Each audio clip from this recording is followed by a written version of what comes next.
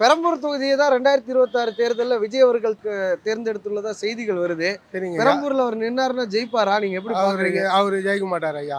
எல்லாம் திமுக தான். நம்ம ஃபுல்லா முத்துவேல் கருணாநிதி பக்காவா பவராக இருக்கிறாரு. ஏன்னா அவர் இருக்கிற நலத்திட்ட அங்கே என்னென்ன பண்ணோம், குழந்தைங்க ஏழைங்களுக்கு சரி, இப்போ ஸ்கூலில் சத்துணவு திட்டம், மகளிர் திட்டம், அந்த திட்டம் எல்லாம் எல்லாம் சிறப்பாக பண்ணிக்கிறாரு. அதனால் அவர் முத்துவேல் கருணாநிதி தான். உங்களுக்கு ஞாபகம் இருக்கும் 2011ல இங்க அதிமுக கூட்டணியில சவுந்தரராஜன் ஜெயிச்சாரு பெரம்பூர்ல. 2016ல வெற்றிவேல் தான் ஜெயிச்சாரு அதிமுக காரரு. அவர் பதவி நீக்கம் பண்ணதுக்கு அப்புறம் தான் திமுக 2 டைம் ஜெயிச்சது. அப்படிங்கும்போது அதிமுக பேலன்ஸ்டான தொகுதி தானே. அப்படிங்கும்போது திமுக தான் ஜெயிக்கும் நம்ம உறுதியா சொல்லிட முடியுமா?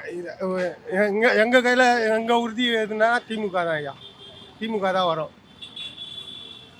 என்ன காரணங்கய்யா? நிறைய பேர் என்ன சொல்றாங்கன்னா 5 வருஷத்துல சட்ட ஒழுங்கு பிரச்சனை இதெல்லாம் சொல்றாங்க. சட்டம் ஒழுங்கு எது சரியில்லை சொல்லுங்க. எது சரியில்லை? எல்லாமே தான் சரியாக தான் இருக்குது. இப்போ சத்துணவு திட்டம், மகளிர் திட்டம் எல்லாம் உதவி பண்ணிக்கிறாரு. அப்புறமா அது போக மாதம் எங்கள் இப்போ பொம்பளைங்களுக்கு நல்ல திட்ட உதவி மாதிரி 1000 ரூபாய் தராரு. இன்னும் என்ன செய்கிறார் அவரு? ஆனால் விஜய் மாதிரி ஒரு பாப்புலர் நடிகர் விஜய்க்கு அவருக்கு என்ன தெரியும்? ஒன்றுமே இல்லையா? அவர் கொரோனா டைம்லலாம் எங்கே இருந்தார்? கொரோனா டைம்லலாம் எதுவுமே வரலையா அவர்? இப்போ வந்துட்டு விஜய்னா நிறைய பேர் வந்தாங்க அரசியல்வாதிங்க. ரஜினி வந்தார், கமல் வந்தார். அவரெல்லாம் என்ன ஆனார்? யார் கையில் இருக்கிறாங்க? திமுகவில் தான் இருக்கிறாங்க. அதனால் ஒன்றும் இல்லை. நம்ம சிஎம் முத்துவேல் கருணாநிதி